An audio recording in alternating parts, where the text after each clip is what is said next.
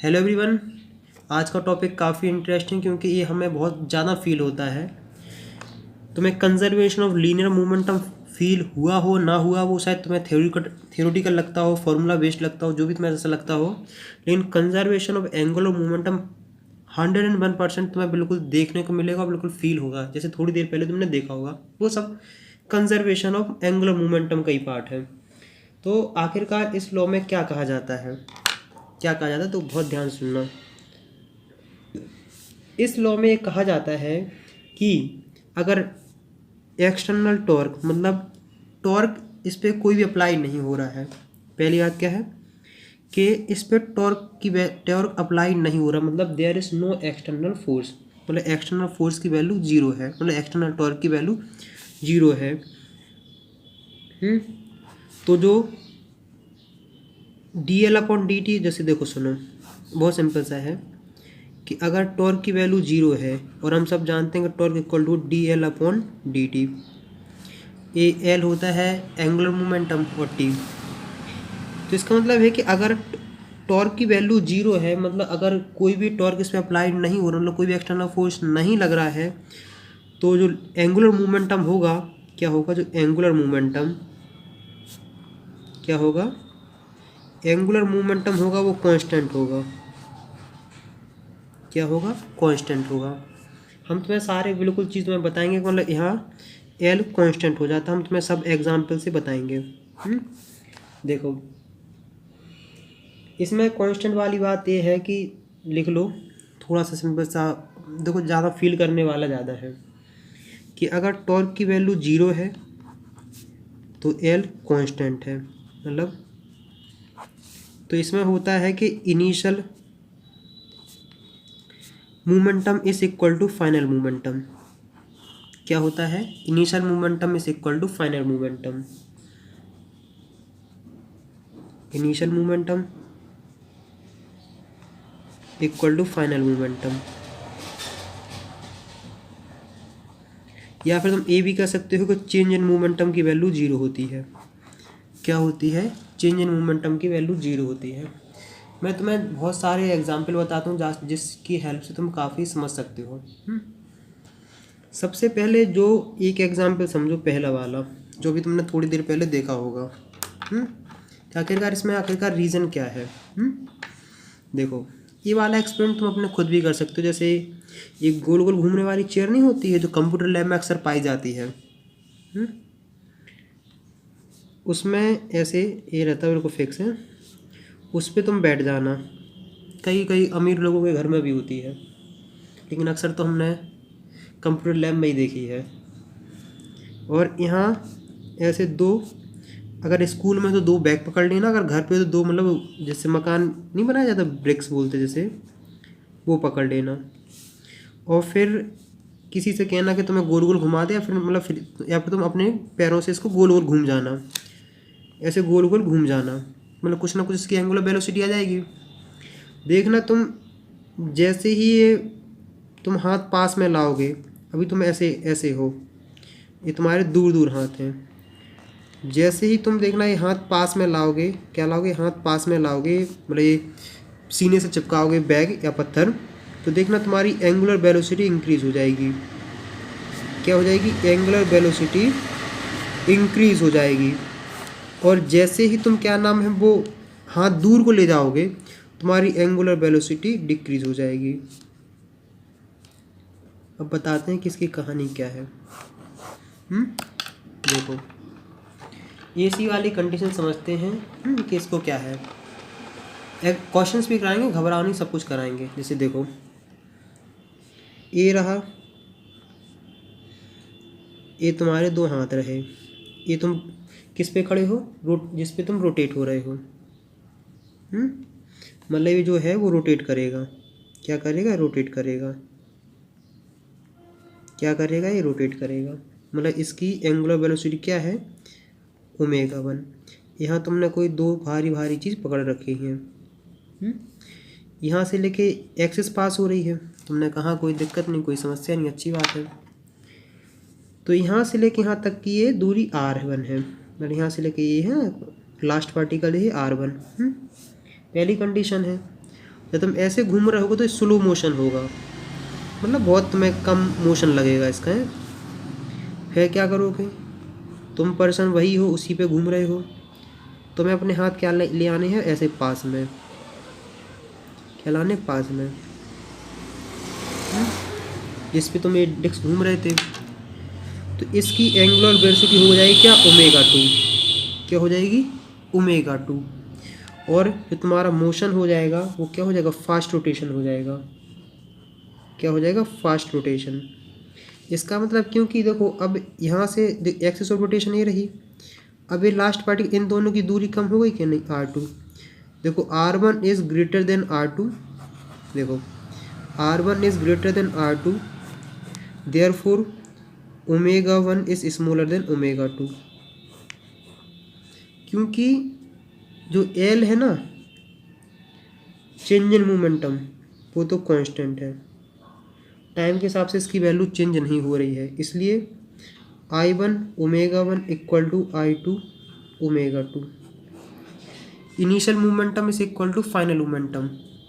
अगर तुम R की वैल्यू डिक्रीज करोगे तो ओमेगा की वैल्यू इंक्रीज हो जाएगी, और अगर तुम R की वैल्यू इंक्रीज करते हो तो ओमेगा की वैल्यू डिक्रीज हो जाएगी। इतनी सी कहानी है। ये चीज़ तुम्हें कितने अगर समझ में आ गई हो तो अच्छी बात है, नहीं तो वीडियो पॉज करें और रिवर्स में जाए तो और ज़्यादा बेहतरीन समझ में आ जाएगी। देखो, जब तुम आर क्या कर रहे हो, कम कर रहे हो, तो मूवमेंट ऑफ इनर्शिया भी कम हो रहा है, मूवमेंट ऑफ इनर्शिया भी कम हो रहा है। जब तुम आर ज़्यादा कर रहे हो तो मूवमेंट ऑफ इनर्शिया भी इंक्रीज हो रहा है। क्योंकि देखो आई इक्वल टू क्या होता है, mr²। तो इसकी डिपेंडेंस तुम्हें आर पे दिख रही है कि नहीं। तो ये रही तुम्हारी एक कंडीशन। क्वेश्चंस कराएंगे, घबराओ नहीं, वो तुम्हें एग्जाम्पल समझा रहा था। दूसरा जो तुमने देखा होगा, वो एक देखा होगा कभी, वो आइस स्केटिंग देखी है, जो आइस पे कई लोग वो स्केटिंग करते हैं।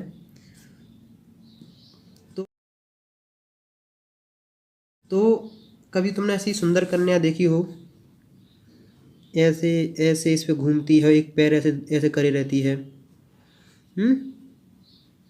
ऐसे बढ़िया घूमती, मतलब ऐसे स्केटिंग करती रहती है।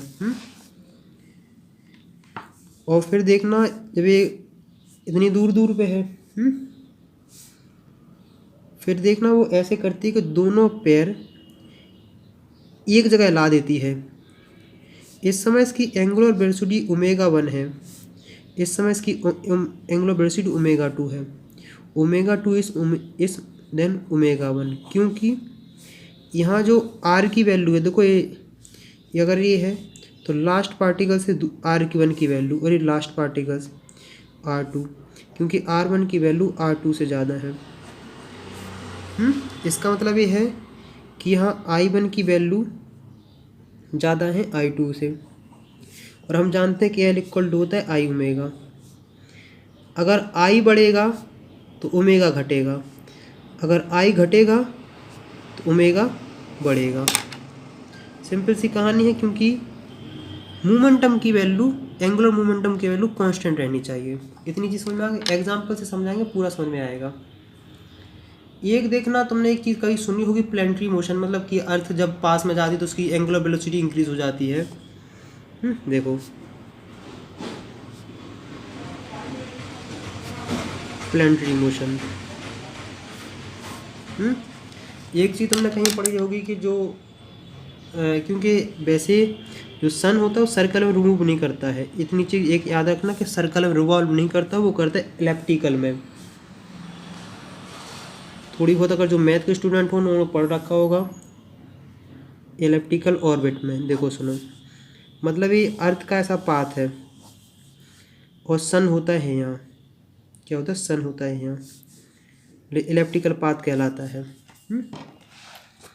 तो जैसे ही सन, ये मान लो तुम्हारी अर्थ है, क्या है, अर्थ है, यहाँ से लेके यहाँ तक की वैल्यू R1 है।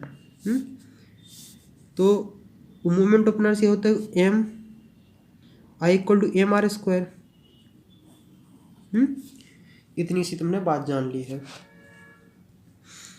ये जब सन ऐसे घूम के यहाँ आता है तो यहाँ जो मूवमेंट ऑफ इनर्शिया की वैल्यू कितनी, ये R2 हो जाएगा। और जानते हैं कि R1 is greater then R2, तो यहाँ आई ओमेगा डैश की वैल्यू हो जाएगी एम ए R2, ये R1 है, R2 स्क्वायर हो जाएगा।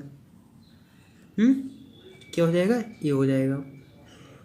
तो यहाँ जब जैसे पास में गए तो मूवमेंट ऑफ इनर्शिया की वैल्यू कम हो गई, मतलब I2, और यहाँ मूवमेंट ऑफ इनर्शिया की वैल्यू ज़्यादा है, मतलब I2 is greater than, sorry I2 is smaller than I1, मतलब I1 की वैल्यू ज़्यादा है।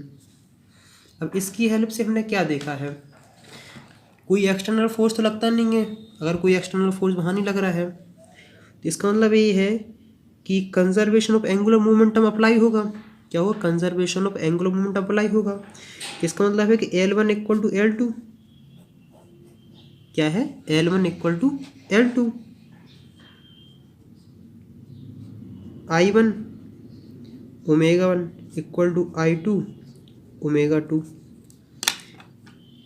तो अगर ओमेगा आई की वैल्यू चेंज होती है, क्या होती है, अगर इनर्शिया की वैल्यू अगर डिक्रीज होती है तो ओमेगा की वैल्यू इंक्रीज हो जाएगी। क्या हो जाएगी, थोड़ा बहुत समझने की कोशिश करो कि ओमेगा की वैल्यू इंक्रीज हो जाती है। सब कुछ सेम रहा तो I1 upon I2 equal to omega 2 upon omega. There देखो यहाँ I1 is greater than I2, therefore omega 2 is greater than omega 1। इसलिए कहा जाता है कि जब पृथ्वी पास में जाती है ना सूरज के, तो उसकी एंगुलर वेलोसिटी इंक्रीज हो जाती है, मतलब वो अपना पाथ कवर जल्दी कर लेती देन इसके कंपैरिजन में। थोड़ा बहुत क्लियर हो गया होगा। क्वेश्चन करते हैं तब और ज़्यादा क्लियर हो जाएगा कि आखिरकार ये क्वेश्चन होते कैसे हैं। देखो हमें समझते हैं आखिरकार अपने पास क्या क्या है। L equal to I omega है, ये फॉर्मूला है। आई का फॉर्मूला जनरल लिखते हैं mr², तो L mr² ओमेगा। देखो 1 2 3 अपने पास 3 क्वांटिटी हैं। अगर तुम m की वैल्यू चेंज करते हो, अगर m की वैल्यू डिक्रीज करते हो, क्या करोगे, तो इन दोनों में से कोई ना कोई चीज़ की वैल्यू इंक्रीज होनी चाहिए। अगर और जनरल समझे कि I equal to I omega, मतलब अपने पास 2 क्वांटिटी हैं। अगर तुम आई की वैल्यू डिक्रीज करते तो ओमेगा की वैल्यू इंक्रीज होनी चाहिए। अगर आई की वैल्यू इंक्रीज होती है तो ओमेगा की वैल्यू डिक्रीज होनी चाहिए। सिर्फ 2 कंडीशन, इसी कंडीशन में पूरा क्वेश्चन खेले जाएंगे। मैं हर टाइप के क्वेश्चन कराऊंगा कि अगर कोई बॉडी रोटेट कर रही है, उसके ऊपर अगर कोई बॉडी गिरती है तो उसकी एंगुलर वेलोसिटी में क्या चेंज आएगा, हटाते हैं तो क्या चेंज आएगा, सारे चीज़ हम बताएंगे। देखो सबसे पहले क्वेश्चन करना स्टार्ट करते हैं कि क्या है क्वेश्चन। देखो हम क्वेश्चन क्या करते हैं, क्वेश्चन सिंपल सा अपने पास है। क्वेश्चन अपने पास ये रहा, क्या रहा, क्वेश्चन रहा अपने पास ये सिंपल सा। जो ये डिस्क है, क्या है, डिस्क है, वो 80 रेवोल्यूशन पर मिनट इसकी फ्रीक्वेंसी है। क्या जाने, इतने पास अपनी इसकी फ्रीक्वेंसी है। जैसे मान लो डिस्क थी, क्या ये डिस्क है, तो ये मान के चलते हैं कि रोटेट हो रही है। तो कितना है, 80 रेवोल्यूशन पर मिनट, मतलब 1 मिनट में 180 रेवोल्यूशन हो रहे हैं। फिर इस पे क्वेश्चन क्या आता है कि इसके ऊपर एक ब्लॉक गिरता है। क्या गिरता है, एक ब्लॉक। मान लो ये एक्सिस रोटेशन है, मतलब एक्सिस रोटेशन वो होती है जहाँ से, मतलब जिसके अबाउट वो रोटेट कर रहा है, सेंटर से पास हो रही है। क्वेश्चन क्या बनता है कि इसके ऊपर एक ब्लॉक गिरता है 10 ग्राम का। कितने ग्राम का, 10 ग्राम का। 10 ग्राम का इसके ऊपर एक ब्लॉक गिरा, नहीं अच्छी बात, कोई दिक्कत नहीं। एक्सिस ऑफ रोटेशन से कितना दूर, 8 सेंटीमीटर पे। कितने पे निकला है? 8 सेंटीमीटर पे। तो इसकी जो फ्रीक्वेंसी हो जाती है वो हो जाती है 150 रिवोल्यूशन पर मिनट। क्या हो जाती है? 150 रिवोल्यूशन पर मिनट। तो इसमें कहा है कि मूवमेंट ऑफ इनर्शिया की वैल्यू निकालो। इस क्वेश्चन को समझ लिया कि नहीं? मतलब एक कोई डिस्क थी, वो रोटेट हो रही थी 180 रिवोल्यूशन पर मिनट की, उसकी फ्रीक्वेंसी है, मतलब 1 मिनट में 180 रिवोल्यूशन हो रहे हैं। जब उसके ऊपर 10 ग्राम का एक ब्लॉक गिरता है जो 8 सेंटीमीटर दूर है किसका? एक्सल रोटेशन से, तब उसकी एंगुलर वेलोसिटी क्या हो जाती है? 150, नहीं सॉरी, एंगुलर वेलोसिटी नहीं, मतलब उसके रिवोल्यूशन पर मिनट हो जाते हैं 150। तो उसमें पूछा गया कि बताओ इसका मूवमेंट ऑफ इनर्शिया क्या होगा इस सिस्टम का। इस सिस्टम का हमें क्या करना है? Movement of inertia. आंसर चलो करते हैं। इसकी फ्रीक्वेंसी कितनी है? 180 रिवोल्यूशन पर मिनट, मतलब 3 रिवोल्यूशन पर सेकंड। सेकंड में चेंज करने के लिए कुछ नहीं, 160 से डिवाइड कर देंगे तो हम इसमें चेंज कर लेंगे। 180 को 60 से डिवाइड करो तो 3 ही आता क्या? नहीं, रिवोल्यूशन पर मिनट। इसका मतलब यही है कि 1 सेकंड में 3 बार ये रोटेट कर रहा है, 3 बार इसके चक्कर लग रहे हैं। हमने की अच्छी बात है। ओमेगा 2 की वैल्यू कितनी है? वो है 150 रिवोल्यूशन पर मिनट, मतलब 150 को 60 से डिवाइड करो तुम जान लोगे 5/2 रिवोल्यूशन पर सेकंड। हमने इतनी चीज़ जान ली कि नहीं? ओमेगा 2 की हमने वैल्यू पता कर ली है। हम सॉरी मतलब फ्रीक्वेंसी हमने पता कर ली है। अब हमें क्या करना? ओमेगा 1 की वैल्यू पता करनी है। ओमेगा इक्वल टू हो जाता है 2π टी, मतलब टाइम पीरियड, या 2π फ्रीक्वेंसी। तो ओमेगा 1 की वैल्यू क्या हो जाएगी?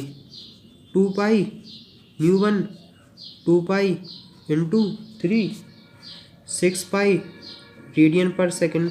ओमेगा 1 की वैल्यू, ओमेगा 2 की वैल्यू 2π इंटू 5/2, 5π रेडियन पर सेकंड। क्लियर हुआ कि नहीं? कोई दिक्कत, कोई समस्या हमारे हिसाब से तो नहीं होना चाहिए।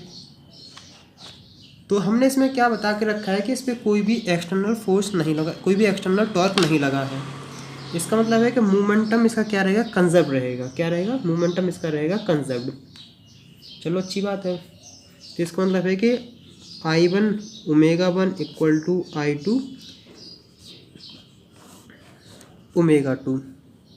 क्लियर? कोई दिक्कत, कोई समस्या? मेरे हिसाब से तो बिल्कुल भी नहीं होनी चाहिए। तो समझ गए? ये इनिशियल मूवमेंट ऑफ इनर्शिया, ये फाइनल मूवमेंट ऑफ इनर्शिया है। अब देखो, ये मान लो डिस्क रोटेट हो रही थी, इस पे एक आगे पार्टिकल्स गिरा जो 8 सेंटीमीटर से है। तो इसका मतलब ये अब सिस्टम सा बन गया, मतलब इसके ऊपर ये ब्लॉक भी है और ये डिस्क भी है। तो इसका मूवमेंट ऑफ इनर्शिया होगा I2 equal to I movement of inertia किसका? डिस्क का, plus movement of inertia of this particles mr²। I क्या है? Movement of inertia of disc. तो मतलब I इक्वल टू I1 बोल सकते हो, या फिर I1 इक्वल टू I बोल सकते हो। तो I ओमेगा 1, I2 की वैल्यू I प्लस mr² और ओमेगा 2। क्लियर? हमने कहा बिल्कुल क्लियर। I ओमेगा 1 की वैल्यू रखो 6π, I प्लस m की वैल्यू कितनी है तुम्हारे पास? वही हम बाद में रख लेंगे mr²। और इसकी ओमेगा 2 की वैल्यू है 5π, पाई से पाई कैंसिल। तो 6I equal to 5I plus 5mr²। Clear? इसको खींच के यहाँ लाओ तो I इक्वल टू क्या हो जाता है? 5mr²। कोई दिक्कत? I 5 मास की वैल्यू कितनी है? 10 ग्राम है। 10 ग्राम मतलब इसको केजी में चेंज करूँगा, 10 × 10 की पावर -3 kg, 10 × 10 की पावर -3 kg इंटू आर की वैल्यू कितनी है?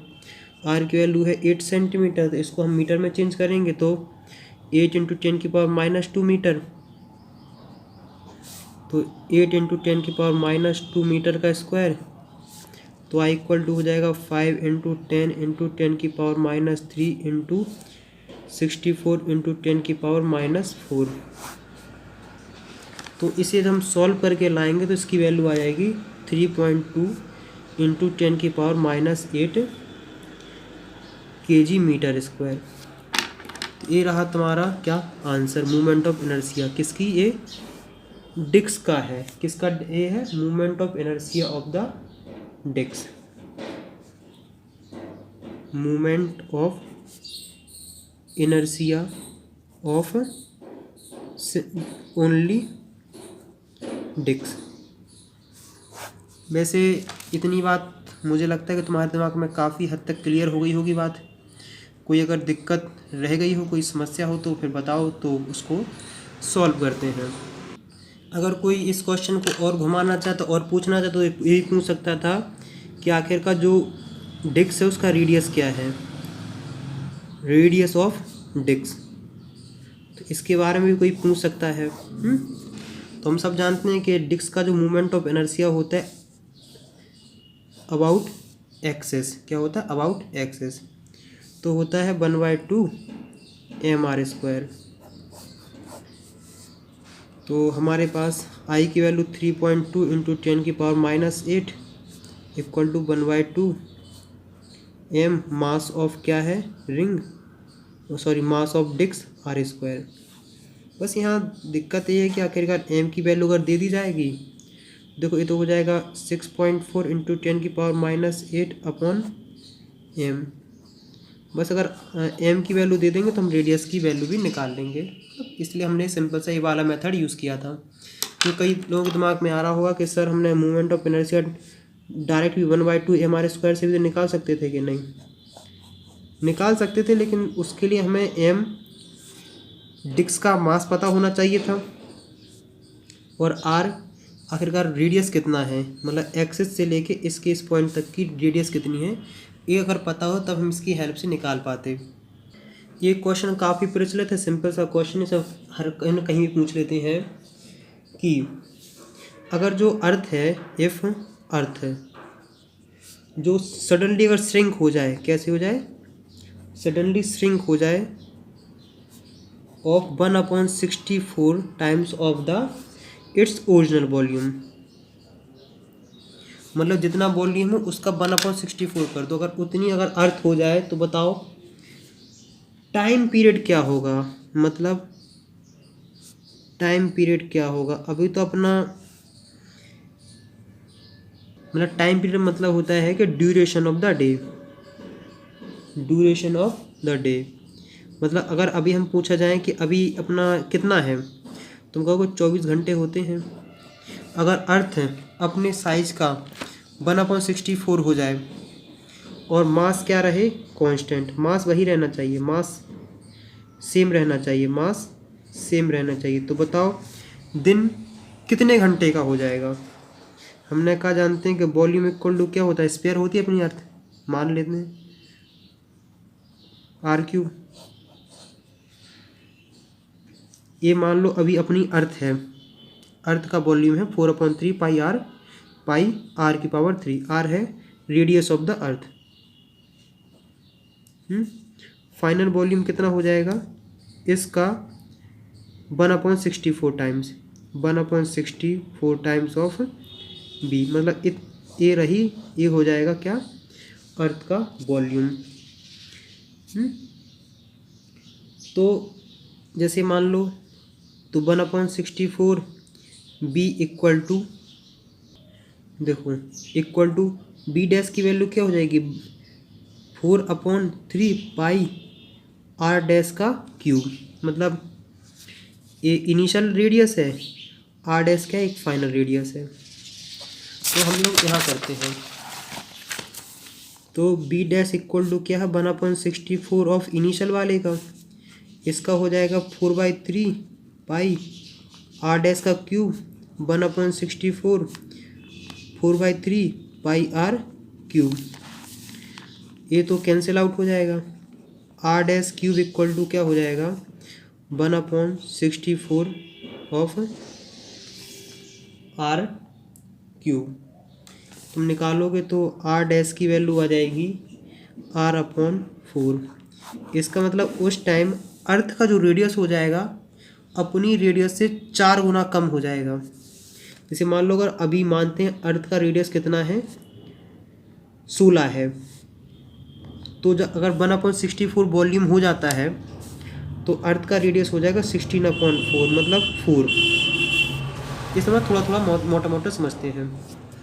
हमने क्या कहा कि सडनली हुआ, मतलब मान के चल रहे हैं, तो हमें मान के चल रहे हैं कि उस पर कोई भी टॉर्क अप्लाई नहीं हुआ, मतलब अपनी मर्जी से सिकुड़ गया।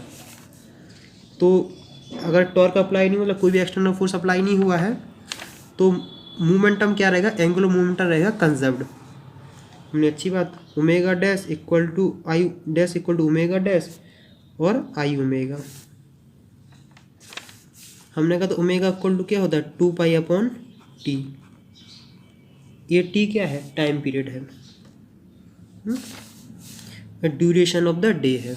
क्या है, ड्यूरेशन ऑफ द डे। तो हमने कहा है कि स्फीयर का मोमेंट ऑफ इनर्शिया क्या होता है 2/5 mr dash square into 2π dash.